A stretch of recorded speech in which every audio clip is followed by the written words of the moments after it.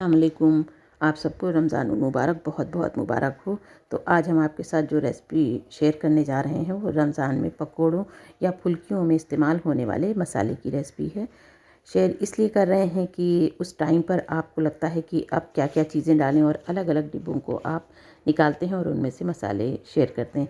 तो इससे बेहतर है कि आप एक बार में बना लेंगे और पूरे महीने आपको आसानी रहेगी। आपसे हम्बल रिक्वेस्ट है आपको कि मसाले लाइक, शेयर देख और के थोड़ा सब्सक्राइब अंदाज़ ज़रूर हो गया करें। होगा कि ये मसाले या तो कुछ स्पेशल है या तो कुछ चीज़ें ऐसी हैं जिनमें ये सारी चीज़ें पड़ती हैं। तो ये और कुछ नहीं है, सिर्फ ये है कि रमज़ान की तैयारी है। रमज़ान की तैयारी इस तरह है कि आप कुछ बनाएं ना बनाएं, कुछ बने या कम ज़्यादा हो जाए, लेकिन पकौड़ियाँ ऐसी होती हैं वो ज़रूर बनती हैं।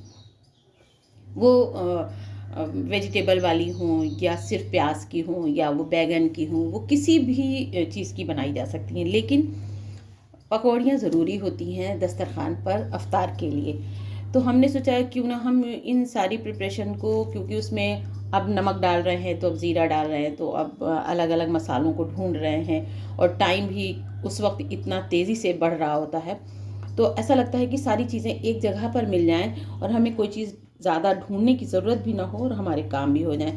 तो इसलिए हम आपके लिए इस वीडियो को बनाने जा रहे हैं। इसमें यह है कि हम जब सारे मसाले पहले से तैयार करके और डिब्बों में रख लेंगे पूरे 1 महीने के लिए, तो फिर हमको चीज़ों को ढूंढना नहीं पड़ेगा, हमारा टाइम भी बचेगा, हमारे काम भी आसानी से हो जाएंगे।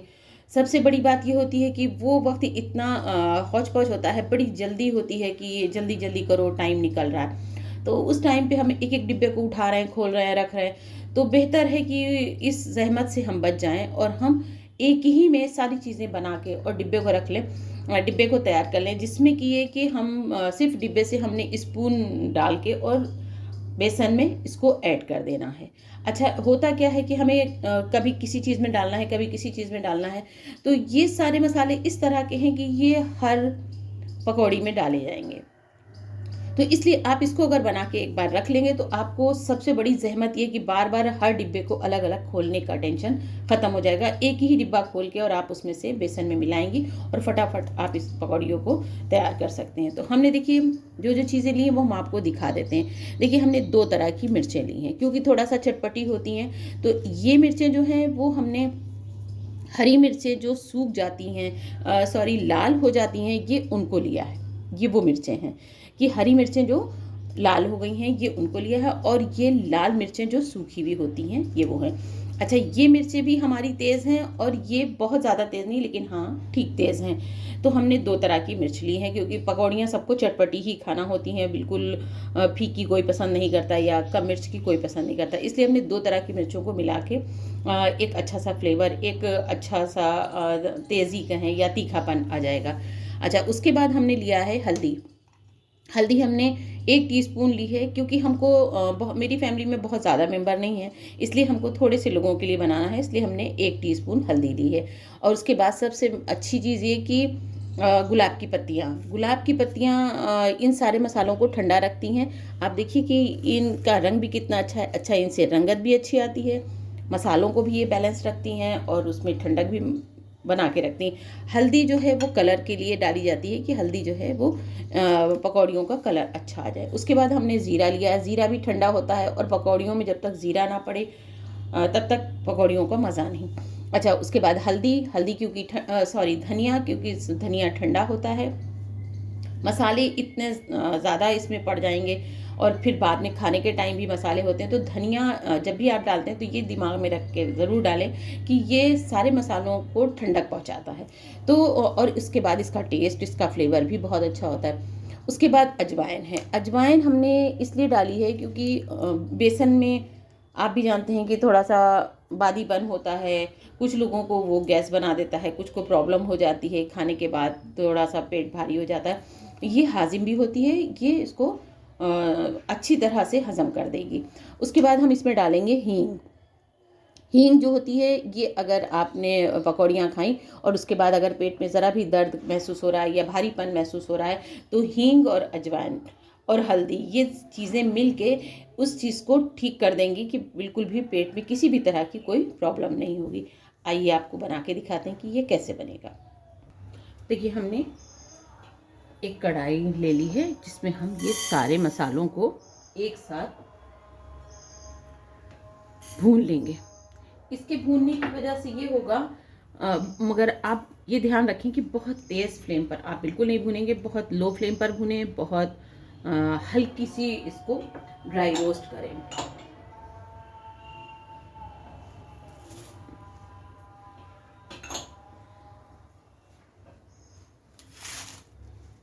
एक बार आप जब इसको बना के रखेंगे ना तो आपको इतना इजी और इतना अच्छा लगेगा कि सच में आपको लगेगा कि सच में हमारा टाइम बहुत आसानी से बच गया। अब ये वक्त जो मेरे पास है इसमें हम बहुत अच्छी तरह से इबादत कर सकते हैं,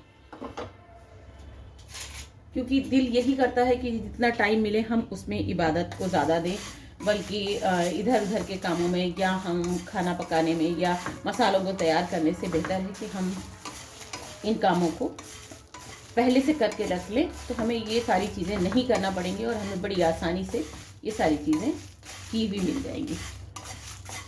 आप इसको इसी तरह से हल्का हल्का सा भून लें कि मिर्चों में थोड़ा सा कड़कपन आ जाए, थोड़ा क्रिस्पी सी हो जाए, धनिया भी भुन जाए। अच्छा, ये चीज़ें भूनने के फ़ायदे भी हैं। एक तो भुना हुआ वैसे ही इसके जो सारे फ्लेवर होते हैं वो बहुत अच्छी तरह से इन्हेंस हो जाते हैं और इसका अरोमा भी निकलना शुरू हो जाता है, क्योंकि जब ऐसे कच्चे रहते हैं मसाले तो उनका एक अलग फ्लेवर होता है, लेकिन जैसे ही आप इनको भून लेते हैं उनका टेस्ट फ़ौरन चेंज हो जाता है और एक खुशबू अच्छी सी आना शुरू हो जाती है। आप देखिए हम भून रहे हैं और खुशबू आना शुरू हो गई है, जबकि बहुत ही मीडियम से भी हमने एकदम लो फ्लेम पर इसको भूना है, जिससे कि ये बिल्कुल जलने ना पाए और हल्के हल्के से भून जाए। अच्छा, दूसरी बात ये होती है कि पूरे 1 महीने के लिए आपको इन चीज़ों को तैयार करना होता है। अगर आप थोड़ा भून के रख लेते हैं तो मसाले पूरे महीने बिल्कुल ख़राब भी नहीं होते और खूब अच्छी तरह से आप इसको यूज़ कर सकते हैं। इनका सही तरह से यूज़ होता है और हम बेफिक्र रहते हैं कि हमारे मसाले ख़राब भी नहीं होंगे। बस आप इसको इसी तरह से हल्के हल्के से भून लीजिए, जिससे कि चीज़ें हमारी खूब खुशबूदार सी तैयार हो जाएं और क्रिस्पी भी हो जाएं। अच्छा, इससे ये होगा कि पीसने में भी आप खूब इनको बहुत ज़्यादा मोटा नहीं पीस के, बल्कि आप इनको दरदरा सा पीसेंगे तो इसकी खुशबू बनी रहेगी। आप देखिए कि हमने फ्लेम को अब बंद कर दिया है और ये अच्छी तरह से भुन गए हैं। और आप देखिए कि जो मसाले हैं उनकी खनक देखिए, मिर्चें जो है वो पूरी तरह से सूख चुकी हैं। बस हम इनको 2 से 3 मिनट ऐसे ही ठंडा होने के लिए रख देते हैं, जिससे कि ये अगर आप गरम में इसको करेंगे तो इतना अच्छा इसका आपको असर नहीं दिखेगा, लेकिन अगर आप इसको बंद करके फ्लेम को बंद कर दें और उसके बाद उसको थोड़ा सा ठंडा हो जाए उसके बाद पीसेंगे तो वो एक अलग ही खुशबूदार और अच्छे फ्लेवर के साथ होंगे। अच्छा, इसमें हमने हींग जो है वो बिल्कुल भी वैसे नहीं की थी, इसके साथ में भुनी थी। तो अब ये इतना गर्म है और इसके साथ अगर हम इसको चला लेंगे तो भी हींग जो है वो उसका कच्चापन ख़त्म हो जाएगा और हींग भी भुन जाएगी साथ में। बस आप इसको भी इसी तरह हल्का हल्का सा देखिए। अब अच्छी तरह से ये ठंडा हो गया है, अब बिल्कुल भी इसमें गर्मी ज़्यादा नहीं है और ये एकदम रूम टेम्परेचर पर आ गया है। तो अब हम इसको पीस लेते हैं।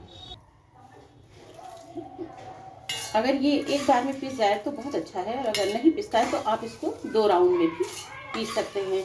अच्छा, इसका ख्याल रखिए कि बहुत बारीक एकदम पाउडर ना करें, इसको हल्का सा दरदरा सा रखें, क्योंकि ये थोड़ा मोटा सा रहे। एकदम बारीक हो जाएगा तो फिर वो मसालों जैसा लगेगा, लेकिन आप इसको अगर थोड़ा सा दरदरा रखेंगे तो मुंह में जितना इसका फ्लेवर आएगा वो और ज़्यादा अच्छा लगेगा।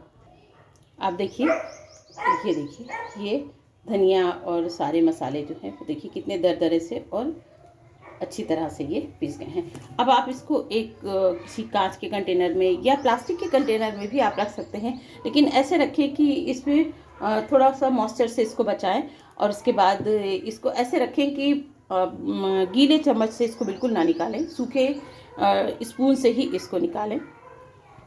मेरे पास देखिए एक कांच का कंटेनर है, हम इसमें इसको डाल देते हैं। ये देखिए, और कोशिश करें कि इसको बस टाइट बंद करके रखें, जिससे कि इसमें बिल्कुल भी मॉइस्चर ना आने पाए और ये एकदम इसी तरह से ये तैयार है। आप जितने लोगों के लिए बना रहे हैं उस हिसाब से आप इसमें मसाला ऐड कर सकते हैं, और ये सोच के ऐड करिएगा कि बहुत ज़्यादा इसमें सारी चीज़ें हैं। और आप अगर बाहर से कुछ ऐड करना है, जैसे आपने हरा धनिया, हरा मिर्च, तो थोड़ा सा सोच के ऐड करें। ये देखिए हमारे इस कंटेनर में आ गया, और अब आप इसको टाइट करके बंद कर दें, और आप देखिए कि ये आपके लिए पूरे महीने का तैयार हो गया। अच्छा, ये हमारे हिसाब से पूरे महीने का है। अगर आपकी फैमिली थोड़ा बड़ी है तो आप इसके जो भी मसाले हैं आप इनकी क्वांटिटी को अपने हिसाब से बढ़ा सकते हैं। लेकिन चीज़ें अगर आपके पास मतलब इतनी हैं कि ये इतने में ही आपका हो जाएगा, और अगर इसमें कोई चीज़ कम है, जैसे कि आप इसमें नहीं डालना चाहते हैं, जैसे कि गुलाब की पत्तियां नहीं डालना चाहते हैं, आप उसको स्किप कर सकते हैं। उसके अलावा तो हमें नहीं लगता कि कोई चीज़ आपको स्किप करने की ज़रूरत है, क्योंकि सारी चीज़ें ही आपको पकौड़ियों में डालने के लिए चाहिए होती हैं। अब ये हमारा मसाला इस तरह से तैयार हो जाएगा, और आप सोच सकते हैं कि जब ये तैयार रखा है तो सिर्फ हमको बेसन में प्याज या जिस चीज़ की भी पकौड़ी बना रहे हैं तो हमको सिर्फ उसको तैयार करना पड़ेगा, ना कि मसालों को ढूंढना पड़ेगा कि अब हम क्या कौन सा डिब्बा उठाएं और किस में से क्या मसाला निकालें। उम्मीद है आपको हमारी ये रेसिपी ज़रूर पसंद आई होगी, तो फिर आप लाइक, शेयर और सब्सक्राइब किए बगैर बिल्कुल नहीं जाएंगे, और इस वीडियो का पूरा फ़ायदा उठाएंगे और फटाफट रमज़ान की तैयारियाँ शुरू कर देंगे। मिलते हैं एक नई वीडियो के साथ। अल्लाह हाफिज़। Thank you.